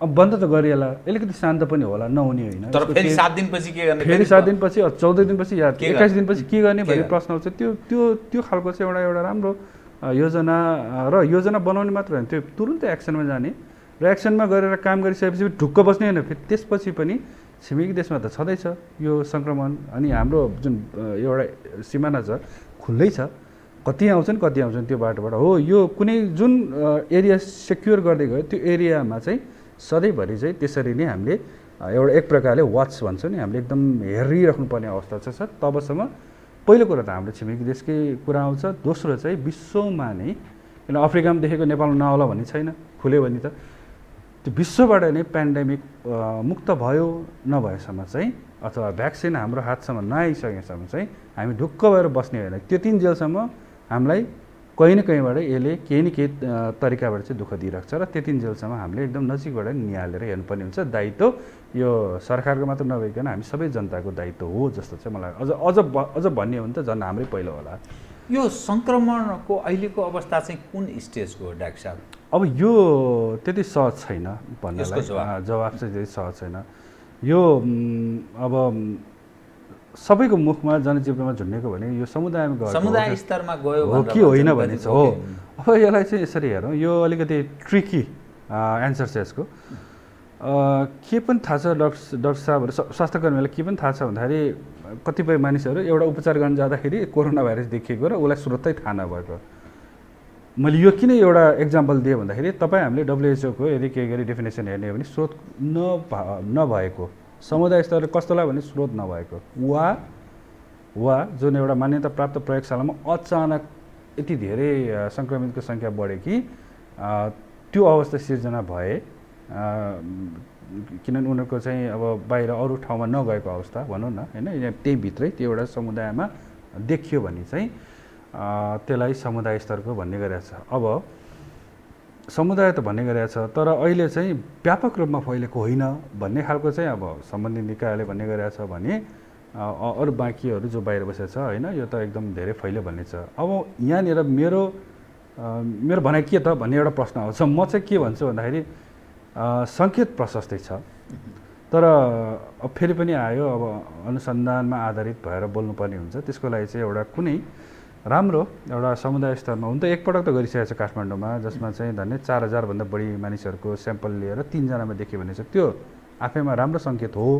तर PCR भनेको त्यही समय त्यही अवधिको लागि मात्र हो, भोलिपल्टदेखिको लागि चाहिँ के अवस्था हुन्छ हामीलाई थाहा हुँदैन। तर त्यो गरिसकेपछि चाहिँ सबैभन्दा बढी मात्रामा चाहिँ भारत लगायत नेपालको जुन हटस्पट भनिएका छ त्यहाँबाट बढी आएका छन् र नतिजा तपाईँ हामीले आजभोलि यही देखिरहेका छौँ। यो बारेमा मैले धेरै लेखहरू पनि लेखेको थिएँ त्यो बेलामा। यसरी चाहिँ अब त्यो समयको लागि मात्र हुने भएको हुनाले चाहिँ अब अहिले के छ त भनेर चाहिँ म एकदम व्यग्र छु, हेर्न खोजिरहेको छु। अब त्यो एउटा चाहिँ हाम्रो थप हातमा रिसर्च हुनु जरुरी छ। जरुरी छ र तथ्याङ्क अनुसार हामीले अनि अलिकति बोल्नलाई सजिलो हुन्छ, तर पक्कै पनि अनुमान चाहिँ गर्न सकिन्छ। यो कुनै गाह्रो छैन, यो मैले मात्र होइन, हाम्रो समकक्षी विज्ञहरूले पनि भनिरहेको अवस्था छ। मलाई जहाँसम्म स्वयं जो गर्न कोसिस गरिरहनुपर्छ होइन, यो टेस्ट अब हामी गर्दैछौँ भने उहाँलाई पनि त्यस्तो लागेर त गर्न लाग्यो होला, नलागेको भए त ऊ त गर्दै गर्दैन थियो। भनेपछि यो तयारी अवस्थामा छ भन्ने चाहिँ बुझ्छु। तयारी किन गर्यो भन्दा उहाँलाई पनि त्यो लागेको होला, त्यसलाई चाहिँ प्रमाणित गर्न लागिरहेछ। जुन प्रमाणित गरोस् अथवा त्यो प्रमाणित गरेपछि के अवस्था आउँछ भन्नलाई चाहिँ त्यो हेर्नलाई चाहिँ म पनि व्यग्र छु, ताकि साँच्चै यो अवस्था छ कि छैन भन्ने कुरा। यो चाहिँ अब यो कसरी यो शब्दलाई कसरी चाहिँ प्रयोग गर्छ भन्ने कुरा। अदरवाइज WHO ले चाहिँ लोकल कम्युनिटी ट्रान्समिसन हो भनेर भनिसकेको अवस्था चाहिँ छ। त्यो भनेको चाहिँ अलिकति स्थानीय स्तरको पालिका स्तरको चाहिँ छ, क्लस्टर टाइपको हुन्छ नि, त्यो एकैपटक धेरै ठाउँमा एउटा तर पुरा जिल्ला स्तरीय अथवा अञ्चल, पहिला त अब हामीले अञ्चल प्रदेश स्तरीय भनौँ या के भनौँ, ठुलो स्तरमा चाहिँ छ कि छैन भन्ने कुरामा चाहिँ त्यति सहमत भएको चाहिँ उहाँहरू देख्दिनँ। यद्यपि अब स्वास्थ्यकर्मीहरूलाई हेऱ्यो भने चाहिँ कति कुरा अननोन सङ्क्रमितहरू चाहिँ आउने जाने चाहिँ भइरहेको हुन्छ। त्यसले गर्दा सम्भावना चाहिँ एकदम प्रबल चाहिँ देखिन्छ। यद्यपि त्यो डाटा आउने बित्तिकै अब हामीलाई भन्न सहज हुन्छ। डाक्टर साहब, अब यसमा म फेरि 2-3वटै विषय उठान गर्छु। सरकार एज एउटा अभिभावक है, लामो समय भयो, कहिले लकडाउन, कहिले निषेधाज्ञा, मानिसको जीवनस्तर बडा गए गुज्रेको हुन थालेको छ। गुजाराको समस्या छ, बेरोजगार बढ्दैछ, मानिसहरूको एकदम दिनानुदिन एकदम ठुलो समस्या छ। शिक्षण क्षेत्र त्यस्तै तहसनस छ, आर्जनका स्रोतहरू सबै बन्द छन्। सरकार त्यो अभिभावकीय भूमिका निर्वाह गर्न कति सबल ढङ्गले आफूलाई खारिएर उतार्न सक्यो, त्यो अर्को एउटा छलफलको विषय छँदैछ। अब सवाल के रह्यो भने कन्ट्र्याक्ट ट्रेसिङको हामी कुरा गर्छौँ, आइसोलेसन वार्डहरूको कुरा गर्छौँ, त्यसको कुनै त्यस्तो व्यवस्थित छैन। PCR टेस्टको हामी कुरा गर्छौँ, त्यसको अझ सशक्त ढङ्गले एकदम टेस्ट जो WHO पनि भनिरहेको छ, परीक्षण पुनः परीक्षण। किनभने निरन्तर डाक्टर साहबले अघि भन्नुभयो, आजसम्मको हामी परीक्षण गऱ्यौँ, फेरि भोलि उसलाई भएको हुनसक्छ, त्यो थाहा हुँदैन। त्यस कारण परीक्षण निरन्तर गरिरहनुपर्छ। सरकारले आफ्नो साधन स्रोत त्यो ढङ्गले परिचालन, जनशक्तिलाई परिचालन गर्न नसकेको स्थिति छ। अनि यो सेरोलोजी टेस्टको पनि अहिले पछिल्लो समयमा कुरा गर्न थालेका छन् डाक्टर साहब। यो बडा हामी यति अप्ठ्यारो अवस्थामा, खास गरी नेपालीहरू यति अप्ठ्यारो अवस्थामा प्रवेश गरेका छौँ। मानिस कहाँ टेक्ने, कहाँ बोल्ने, कहाँ जाने, कसलाई भन्ने एकदमै त्यो जिम्मेवारी बोधका साथ नेतृत्व पङ्क्ति पनि छैन, शासक प्रशासकहरू पनि त्यो ढङ्गले छैन। लकडाउन या निषेधाज्ञा गर्यो, त्यो बस जिम्मेवारीबाट बन्छु। यो क्रमले हामी कहिलेसम्म बाँध्न सक्छौँ? यो सेरोलोजी टेस्ट भनेको चाहिँ के हो डाक्टर साहब? यो सेरोलोजी टेस्टलाई यो एकदम धेरै नौलो त होइन। केही समय अगाडि यसको विरोध पनि भएको थियो। त्यो RDT टेस्ट भन्ने गरिन्थ्यो। त्यो भनेको शरीरमा सङ्क्रमण भएपछि शरीरले उत्पादन गरेर एक प्रकारको प्रोटिन जसलाई एन्टिबडी भन्छौँ, त्यो देखाउँछ कि देखाउँदैन भन्ने हो। त्यो चाहिँ पास्ट इन्फेक्सनमा बढी प्रयोग हुन्छ। योभन्दा अगाडि त्यसरी हेर्ने गरेको थियो। अब अहिले सेरोलोजी टेस्टको कुराहरू चर्चामा आइरहेको अवस्था छ। यसले चाहिँ अब अलिक अगाडि हामी बहस गरेर समुदायमा गयो कि गएनौँ भन्ने कुराहरू जुन आएको छ, त्यसलाई सम्बोधन गर्ने एउटा टुल हो यो। र यदि सेरोलोजी टेस्ट एउटा कुनै समुदायमा हामीले टेस्ट गरेर त्यहाँबाट एक प्रकारले सोच्छौँ कि त्यहाँ पोजिटिभ देख्यो अरे, मानौँ अब यो के हुन्छ मलाई थाहा छैन, पोजिटिभ देखेको छ भने ती व्यक्तिहरू अथवा ती समुदायमा चाहिँ कुनै समयमा गएर सङ्क्रमण भइसकेको रहेछ भन्ने कुरा आउँछ। र यो अवस्थामा धेरै जनताहरू सर्वसाधारण आत्तिनु पर्दैन भन्ने मेरो बुझाइ हो। यद्यपि त्यो एन्टिबडीले कतिको प्रभावका रूपमा फेरि रिइन्फेक्सन हुँदा रोक्छ अथवा कति लामो समय रहन्छ भन्ने कुराहरू प्रारम्भिक अनुसन्धानहरू चाहिँ आउँदै गर्दाखेरि अहिलेकोलाई यसरी बुझौँ कि एकपटक भइसकेपछि त्यो सम्भावना तत्काल तुरुन्तै चाहिँ अब रिइन्फेक्सन भएर फेरि बिरामी होला भन्ने सम्भावना चाहिँ म देख्दिनँ। अथवा देख्दिनँ मात्र नभनौँ कि हाम्रो जुन जति पनि दाजुभाइ दिदीबहिनीहरू सङ्क्रमित भए उनीहरू चाहिँ अब फेरि यो कोरोनै लाग्यो भनेर आउने जुन अपवाद छोडेर होला त्यस्तो खालको एकदम धेरै ठुलो समूहमा आएको चाहिँ देख्दैन। र अनुसन्धानहरूले पनि 2-3 महिनासम्म चाहिँ अब रहन सक्छ भन्ने त्यस्तो टाइपको सङ्केत गरेको छ। तर अनुसन्धान जारी छ, यसको अलिक ठुलो अनुसन्धान चाहिँ बाँकी छ। त्यो कारणले गर्दाखेरि चाहिँ तर यदि के गरियो सेरोलोजी टेस्टहरू गर्दाखेरि फर इक्जाम्पल नेगेटिभ आयो छैन अरे भन्यो भने चाहिँ त्यसम्म जोखिममा रह्यो भनेर बुझ्नु होला। र मलाई जहाँसम्म लाग्छ अब सरकारले पनि यसलाई एउटा राम्रो टुलको रूपमा लिन खोजेको छ, जुन चाहिँ मलाई पनि सही नै लाग्छ। किनभने थाहा त पाउनु पऱ्यो। पिसिआरले त तत्काल तपाईँ हाम्रो के छ भन्ने कुरा मात्र बुझाउने भयो बढी मात्रामा भने सेरोलोजी टेस्टले चाहिँ हाम्रो शरीरमा आक्रमण गरेको थियो कि थिएन भने बुझ्ने जरुरी छ। र यो बुझ्न किन जरुरी पनि थियो भन्दाखेरि चाहिँ योभन्दा अगाडिको र अहिले पनि अधिकांशमा लक्षण नै छैन। अब आएर पो गइसकेको हो कि यो त प्रश्न छ नि होइन। आएर गइसकेको भए अब धेरै एकदम व्यग्र एकदम चिन्तित किन हुनु पर्यो भन्ने एउटा प्रश्न छ। किनभने अहिले भने जस्तै रिइन्फेक्सन भएर त्यस्तो फेरि मानिसहरू चाहिँ एकदम भर्ना भएर मरेको त्यस्तो खालको न विश्वमा त्यस्तो अनुसन्धान धेरै भएको छ, न नेपालमै पनि त अब यत्रो हजारौँ मान्छे त गइसकेर फर्केर त्यस्तो एकदमै अप्ठ्यारो अवस्था त छैन। अहिलेको लागि त्यति बुझ्यो किन भन्दाखेरि कोरोना भाइरस आफैमा सबैको लागि नौलो नै हो र हरेक जानकारी हामी सबैको लागि नौलो नै हुन्छ र यतिसम्म चाहिँ हामीलाई जानकारी थाहा छ। त्यसले गर्दाखेरि चाहिँ जुन एउटा सेरोलोजी टेस्टको जुन एउटा अवधारणा आएको छ पक्कै पनि त्यसले एउटा राम्रो एउटा नतिजा देला। जुन चाहिँ नतिजाको जुन नतिजा छ त्यो नतिजाको आधारमा चाहिँ ओहो हाम्रो त यो ठाउँमा चाहिँ समुदाय स्तरमा पुग्या पनि रहेछ अथवा यो ठाउँमा चाहिँ नपुग्या रहेछ, यो ठाउँको लागि चाहिँ हामीले के गर्ने आगामी दिनमा र त्यो ठाउँको लागि के गर्ने भन्ने कुरा एउटा अलिकति क्लियर योजना बनाउनलाई पनि मद्दत गर्छ भन्ने चाहिँ म विश्वस्त छु। त्यो टेस्टको जुन एउटा टेस्ट गर्ने जुन प्रविधि छ त्यो एउटा क्वालिटीयुक्त होस्, फेरि क्वालिटीकै कुरा आउँछ यहाँ, राम्रो होस् र यदि केही गरी त्यसले सही तरिकाले चाहिँ पहिचान गरिदियो भने हामीलाई कमसेकम धेरै अब कतिपयलाई अब थाहै नभएर लागेर पनि गइसकेको हुन्छ तर त्यो व्यक्ति आत्तिरा हुनसक्छ कि मेरो भनाइ त्यो हो। एउटा ए भन्ने मान्छे छ ऊ तर्से छ छिमेकीमा यो भयो त्यो हुन्छ तर उसलाई लक्षणविहीन त थियो अहिले पनि छ धेरैभन्दा धेरै अब अहिले अलिकति थोरैमा देखिन सुरु गर्यो भन्ने मात्र न हो। भनेपछि त्यो यदि केही व्यक्ति अथवा रुगाखुरी जस्तो लागेको थियो सामान्य ठिक भइसकेको छ तर उसले के सोध्छ कोरोना भने त भयावह म त अस्पतालसम्म पुर्याउनु पर्ने तर मलाई लागेको छैन के भने जो एकदम हाततिर बसिरहनु पर्छ त्यस्तोहरूको लागि चाहिँ एउटा अलिकति यसले खुल्ला एउटा मतलब सबैको जानकारी चाहिँ देला अथवा त्यो खालको स्पष्ट गरिदेला भन्ने चाहिँ म एउटा एक प्रकारले आशावादी छु।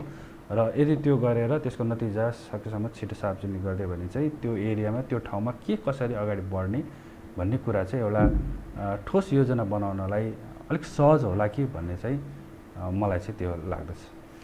डाक्टर साहबसँग म ठिक कार्यक्रमको अन्त्यमा एकदम छोटकरीमा जस्तो हात धुने कुरा आयो नि, साबुन पानीले हात धुने, साबुन नभए के गर्ने, सेनिटाइजरले त्यो छालामा असर गर्छ भन्ने काहीँ न काहीँ दृष्टिकोण छ। कतिपय दूरदराजका मानिसहरू साबुन पनि बुझ्दैन, नबुझ्ने स्थिति पनि छ नि नेपालमा। कतिपय त्यो जङ्गलमै बसेका मानिसहरूको पनि अझै पनि हाम्रो देशमा त्यस्तो अवस्था छ। अनि त्यो खरानीहरूको प्रयोगको पनि कुरा गर्छन्। र दोस्रो यहाँ एउटा रिसर्चर पनि भएको हुनाले यो कहिलेसम्म जाला यो स्थिति भन्ने केही अनुमान अथवा अध्ययन अनुसन्धानले विगतसँग तुलना गर्दा जस्तो स्पेनिस फ्लूको त्यो 100 वर्षभन्दा अगाडिको कुरा 6 करोडभन्दा बढी मानिसहरूको मृत्यु भएको त्यस्तो इतिहास छ। यो कतिसम्म यो जान सक्ला, कहिलेसम्ममा यसको चाहिँ काहीँ न काहीँ छिनोफानो होला अर्थात् खोप आउला भन्ने के त्यस्तो अनुमान गर्ने केही आधार छ डाक्टर साहब? यो मलाई जहाँसम्म लाग्छ सर्वसाधारण त मात्र होइन कि विज्ञहरूको लागि पनि एउटा कौतूहलता हो। यो के हुन्छ त वास्तवमा के हुन्छ हामीलाई पनि थाहा छैन। जसले भनेको छ त्यो अनुमानको आधारमा भनेको छ मलाई त्यस्तो लाग्छ। जस्तो उदाहरणको लागि योभन्दा अगाडिको सार्स कोरोना भाइरस 1 अथवा सार्स कोरोना भाइरस, अहिले सार्स कोरोना भाइरस 2 यो दुईवटा फरक हो। यद्यपि मैले कुनै समयमा यो दुईवटालाई एउटा बुझाउने कोसिस गर्दाखेरि केही अनलाइनहरूले अलिकति उल्टो पाल्टो लेखिदिएको हुनाले त्यो अलिकति फरक त्यसरी आएको थियो होइन। तर मैले यहाँ कसरी बुझाउँछु भने सार्स कोरोना भाइरस योभन्दा अगाडिको 2002-03 तिर त्यो बेलामा म स्वयं पनि मेडिकल अफिसर भएर त्यो बेलामा बिरामी हेरेको अथवा सम्भावित बिरामीलाई हेरेको मलाई याद छ। त्यो भयो अहिले सार्स CoV-2 अथवा कोरोना भाइरस 2 भन्ने छ। अब तपाईँ हामी नै विचार गरौँ योभन्दा अगाडिको जुन थियो त्यो पनि त कोरोना भाइरस थियो, त्यो पनि सार्स कोरोना भाइरसको एउटा पहिलो रूप थियो भने त्यो त तत्पश्चात त देखिएन अथवा देखे पनि अपवाद कुनै शान्तिपूर्ण ठाउँमा देखियो होला। ठुलै एउटा त संसारभरि त तल्का मचाएन। त्यसलाई आधार मानेर यसकै यो जुन पछिल्लो समयमा जुन निक्लेको नयाँ यसैको प्रजातिलाई कम्पेयर गर्ने हो भने मेबी नट, पछि देखिरहेको छ भन्ने जरुरी पनि छैन।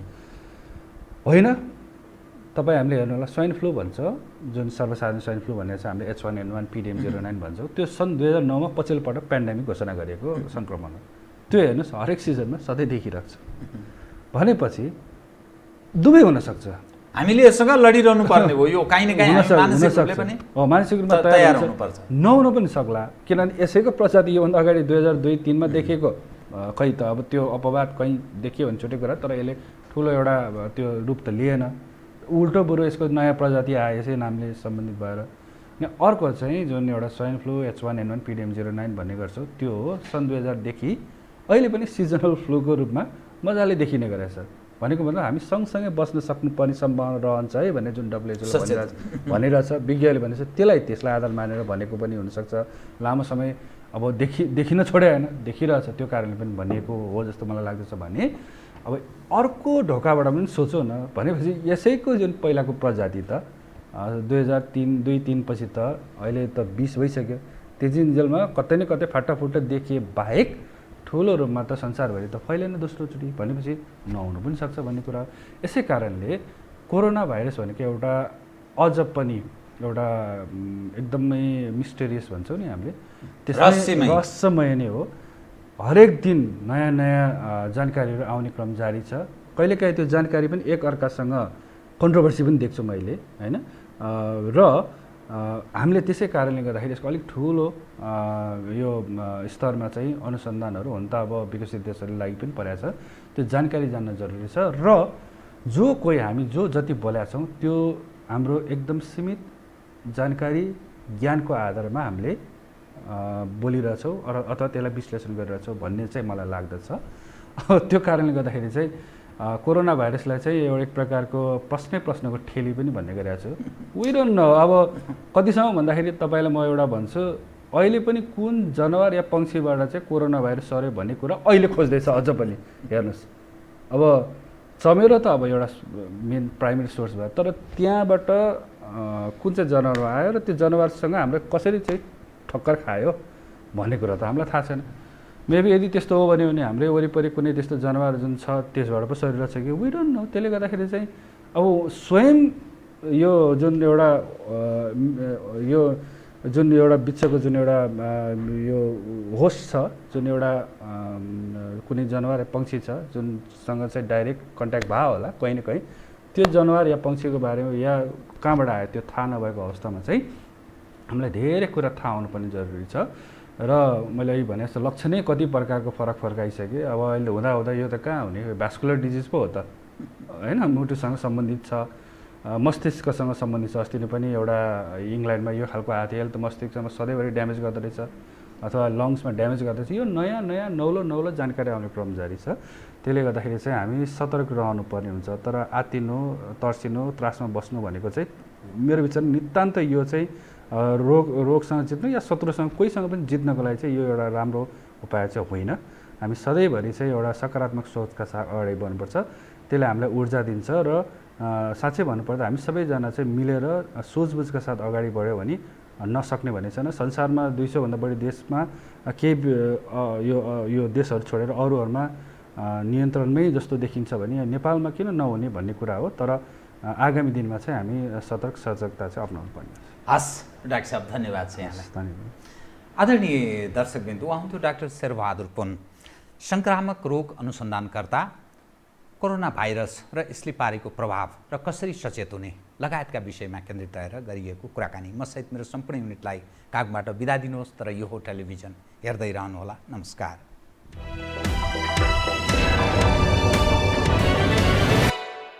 यो हो बहसको साथमा कामना सेवा विकास बैंक, प्रगतिको आधार कामना सेवासँगको कारोबार।